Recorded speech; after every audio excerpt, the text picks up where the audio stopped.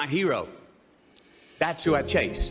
Now, when I was 15 years old, I had a very important person in my life come to me and say, who's your hero? And I said, I don't know, I got to think about that. Give me a couple of weeks. I come back 2 weeks later. This person comes up and says, who's your hero? I said, I thought about it. You know who it is? I said, it's me in 10 years. So I turned 25 10 years later. That same person comes to me and goes, so are you a hero? And I was like, not even close. No. She said, why? I said, because my hero is me at 35. So you see, every day, every week, every month, and every year of my life, my hero is always 10 years away. I'm never going to be my hero. I'm not going to attain that. I know I'm not. And that's just fine with me because that keeps me with somebody to keep on chasing. I'm going to talk to you about some things I've learned in my journey. Most from experience, some of them I heard in passing. Many of them I'm still practicing, but all of them I do believe are true. Life is not easy. It is not. Don't try to make it that way. Life's not fair. It never was. It isn't now, and it won't ever be. Do not fall into the trap, the entitlement trap, of feeling like you're a victim. You are not. Get over it and get on with it. And yes, most things are more rewarding when you break a sweat to get them. Happiness is an emotional response to an outcome. If I win, I will be happy. If I don't, I won't. And I say, if happiness is what you're after, then you're going to be let down frequently, and you're going to be unhappy much of your time. Joy, though, joy is a different thing. It's something else. Joy is not a choice. It's not a response to some result. It's a constant. Joy is the feeling that we have from doing what we are fashioned to do, no matter the outcome. Now, personally, as an actor, I started enjoying my work and literally being more happy. Define success for yourself. Now, check this out. I'm in south of New Orleans a few years ago, and I went to a voodoo shop. And they had this wooden partition against the wall with these columns. And in these columns were all these vials of these magic potions, right? And the headings above each potion defining what they would give you were things like fertility, health, family, legal help, energy, forgiveness, money. Guess which column was empty? Money. Let's admit it. Money is king today. It's what makes the world go round. It is success. The more we have, the more successful we are, right? Now, I would argue that our cultural values have even been financialized. Humility is not in vogue anymore. It's too passive. It's a get rich quick on the internet, rich is 15 minutes of fame world that we live in, and we see it every day. But we all want to succeed, right? So the question that we got to ask ourselves is what success is to us, what success is to you. Is it more money? Maybe it's a healthy family. Maybe it's a happy marriage. Maybe it's to help others, to be famous, to be spiritually sound, to leave the world a little bit better place than you found it. Continue to ask yourself that question. Now, your answer may change over time, and that's fine. But do yourself this favor. Whatever your answer is, don't choose anything that will jeopardize your soul. Prioritize who you are, who you want to be, and don't spend time with anything that antagonizes your character. Don't drink the Kool-Aid, man. It tastes sweet, but you will get cavities tomorrow, all right? Life is not a popularity contest. Be brave, take the hill, but first answer that question, what's my hill? So first, we have to define success for ourselves. And then we have to put in the work to maintain it. Take that daily tally. Tend our garden. Keep the things that are important to us in good shape. Where you are not is as important as where you are. Defining ourselves by what we are not is the first step that leads us to really knowing who we are. You know that group of friends that you hang out with that they really might not bring out the best in you? You know, they gossip too much, or they're kind of shady. They really aren't going to be there for you in a pinch. Or how about that bar that we keep going to that we always seem to have the worst hangover from? Or that computer screen, right? That computer screen that keeps giving us an excuse not to get out of the house and engage with the world and get some real human interaction. Or how about that food that we keep eating? The stuff that tastes so good going down, it makes us feel like crap the next week. We feel lethargic and we keep putting on weight. Well, those people, those places, those things, stop giving them your time and energy. Just don't go there. I mean, put them down. And when you do this, when you do put them down, when you quit going there, when you quit giving them your time, you inadvertently find yourself spending more time and in more places that are healthy for you, that bring you more joy. Why? Because you just eliminated the who's, the where's, the what's, and the when's that were keeping you from your identity. Like, trust me, too many options, I promise you, too many options will make a tyrant of us all. All right, so get rid of the excess, the wasted time. Decrease your options. And if you do this, you will have accidentally, almost innocently, put in front of you what is important to you by process of elimination. Knowing who we are is hard. It's hard. So give yourself a break. Eliminate who you are not first, and you're going to find yourself where you need to be. Don't leave crumbs. And the beauty of delayed gratification. So what are crumbs? Well, the crumbs I'm talking about are the choices that we make that make us have to look over our shoulder in the future. You didn't pay that guy back the money that you owed him, and tonight you just saw him 3 rows behind you. Shit. You slept around on your spouse, and you just found out that tomorrow she and the lady you're having an affair with are going to be at the same PTA meeting. Shit again. You drank too much last night. You're too hungover to drive your son to his 8 a.m. Saturday morning baseball practice. These are the crumbs. They come in the form of regret, guilt, and remorse. You leave crumbs today, they will cause you more stress tomorrow, and they disallow you from creating a customized future in which you do not have to look over your shoulder. So let's flip the script. Instead of creating outcomes that take from us, let's create more outcomes that pay us back, fill us up, keep your fire lit, turn you on for the most amount of time in your future. These are the choices I'm talking about, and this is the beauty of delayed gratification.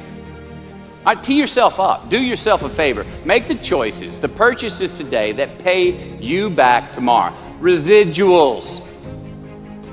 In my business, we call it mailbox money. If I do my job well today, and that movie keeps rerunning on TV, 5 years from now, I'm getting checks in the mailbox. It's a heck of a deal.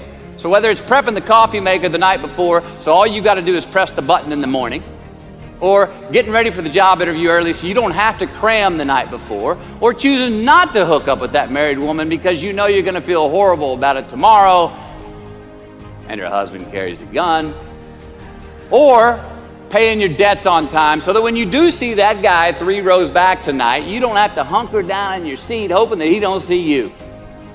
Get some ROI. You know what that is?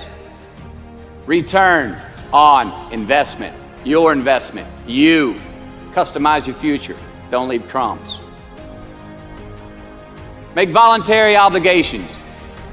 All right, mom and dad, since we were young, they teach us things as children. Teachers, mentors, the government, and on laws, they all give us guidelines for which to navigate this life. Rules to abide by in the name of accountability. I'm not talking about those obligations. I'm talking about the ones that we make with ourselves, with our God, with our own consciousness. I'm talking about the you versus you obligations. We have to have them. Now again, these are not societal laws and expectations that we acknowledge and endow for anyone other than ourselves. These are faith-based obligations that we make on our own. These are not the lowered insurance rates for a good driving record. You will not be fined or put in jail if you do not gratify these obligations I speak of. No one else governs these but you. They are your secrets with yourself, your own private counsel, personal protocols. And while nobody throws you a party when you abide by them, no one's going to arrest you when you break them either, except yourself. Or some cops who got a disturbing the peace call at 2:30 in the morning because you were playing bongos in your birthday suit. That was me. An honest man's pillow is his peace of mind. And when you lay down on that pillow at night, no matter who's in your bed, we all sleep alone. These are your personal Jiminy Crickets. And there are not enough cops in the entire world to police them. It's on you. It's on you. A roof is a man-made thing. This may cut a little close to the bone since the geography, but I think we all were there and we'll all remember where we were. But in January the 3rd, 1993, it was the NFL playoffs, and your Houston Oilers were playing the Buffalo Bills. The Oilers were up 28-3 at halftime, 35-3 early in the third. Frank Reich and the Bills come back to win 41-38 in overtime for one of the greatest comebacks in NFL history. Yeah, the Bills won, but they didn't really beat the Oilers. The Oilers lost that game. They beat themselves. Y'all remember that? Why? Why'd they beat themselves? Or how? Was it because at halftime they put a ceiling, a roof, a limit on their belief in themselves, aka the prevent defense? Or maybe they started thinking about the next opponent in the playoffs at halftime. I mean, they were up. Then they came out and played on their heels, lost the mental edge the entire second half, and voila, they lost. In a mere 2 quarters, defensive coordinator Jim Eddy went from being called the defensive coordinator of the year and the man first in line to be a head coach next year to a man without a job in the NFL. You ever choked? Nobody has ever choked? I have. You know what I'm talking about, fumbling at the goal line, stuck your foot in your mouth once you got to the microphone, had a brain freeze on the exam that you were totally prepared for. Forgot the punchline to a joke in front of 4,000 graduating students at the University of Houston commencement. Or maybe you've had that feeling of, oh my God, life just cannot get any better than this moment. And ask yourself, do I deserve this? Now what happens when we get that feeling? We tense up. We have this sort of outer body experience where we are literally seeing ourselves in the third person. And we realize that the moment just got bigger than us. You ever felt that way? I have. And it's because we have created a fictitious ceiling, a roof, to our expectations of ourselves. A limit where we think it's all too good to be true. But it's not. And it's not our right to say or believe it is. We shouldn't create these restrictions on ourselves. A blue ribbon, a statue, a score, a great idea, the love of our life, a euphoric bliss. Who are we to think that we don't deserve or haven't earned these gifts when we get them? It's not our right. But if we stay in process, all right, within ourselves, in the joy of the doing, we will never choke at the finish line. Why? Because we aren't thinking of the finish line. Because we're not looking at the clock. We're not watching ourselves on the Jumbotron performing the very act that we're in the middle of. No, we're in process. The approach is the destination, and we are never finished. Bo Jackson, what did he do? He used to run over the goal line, through the end zone, and up the tunnel. The greatest snipers and marksmen in the world, they don't aim at the target. They aim on the other side of the target. We do our best when our destinations are beyond the measurement, when our reach continually exceeds our grasp, and when we have immortal finish lines. And when we do this, the race is never over. The journey has no port. The adventure never ends because we are always on the way. So do this, and let somebody else come up and tap you on the shoulder and say, hey, you scored. Let them run up and tap you on the shoulder and say, man, you won. Let them come tell you, you can go home now. Let them say, I love you too. Let them say, thank you. Take the lid off the man-made roofs that we put above ourselves and always play like an underdog. Here we go. The late and great University of Texas football coach Darrell Royal. I don't know if y'all remember him. He won a national championship in '69. He won a couple of national championships. Y'all know Darrell Royal? He was a friend of mine and a good friend of many people. Now, a lot of people looked up to this man. One of the people who looked up to him was a musician named Larry. Now, at this time in his life, Larry was in the prime of his country music career. He had #1 hits, and his life was rolling.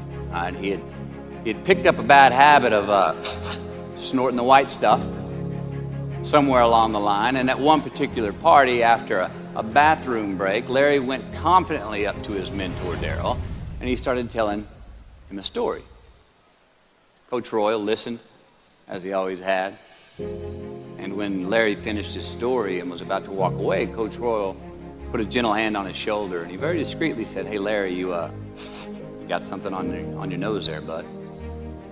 Well, Larry immediately hurried to the bathroom mirror where he saw some of the white powder that he hadn't cleaned off his nose.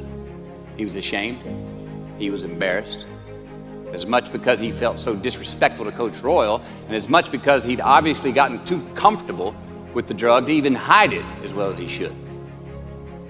Well, the next day, Larry went to Coach's house. He rang the doorbell. Coach answered, and he said, "Coach, I need to talk to you." Darrell said, "Sure, come on in." Larry confessed. He purged his sins to Coach. He told him how embarrassed he was and how he had lost his way in the midst of all this fame and fortune. And towards the end of an hour, Larry, who was in tears, he asked Coach, he said, "Coach, what do you think I should do?" And Coach, being a man of few words, just looked at him and calmly said, "Larry, I have never had any trouble turning the page in the book of my life." Larry got sober that day, and he's been sober for the last 40 years. You ever get in a rut? You know what I'm talking about? You get in a funk? Get stuck on the merry-go-round of a bad habit? I have. Look, we're going to make mistakes. You got to own them. Then you got to make amends. And then you got to move on. Guilt and regret kills many a man before their time. So turn the page, get off the ride. You are the author of the book of your life. Turn that page. Give your obstacles credit. You know those no fear t-shirts that were out? I don't know. People used to wear them 10 years ago. No fear. You may remember those, or it's just me? I saw them everywhere. All right. I don't get them, and I never did. I mean, I try to scare myself at least once a day. I mean, I get butterflies every morning before I go to work. I was nervous before I got here to speak tonight. I think fear is a good thing. Now, why? Because it increases our need to overcome that fear. All right, so say your obstacle is fear of rejection. All right, you want to ask her out, or you want to ask him out, but you fear that he or she may say no. All right, you want to ask your boss for that promotion, but you're scared he's going to think you're overstepping your bounds. Well, instead of denying those fears, declare them. Say the fear out loud. Admit it. Give them the credit they deserve. Don't get all macho and act like they're no big deal. And don't get paralyzed by denying that they exist and therefore abandoning your need to overcome them. I mean, I'd even subscribe to the belief that we're all destined to have to do the thing that we fear the most anyway, at some point. So give your obstacles credit, and you will, 1, find the courage to overcome them, or you will, 2, see more clearly that they're not really worth prevailing over. So be brave, have courage, and when you do, you get stronger, you get more aware, you get more respectful of yourself and that which you fear.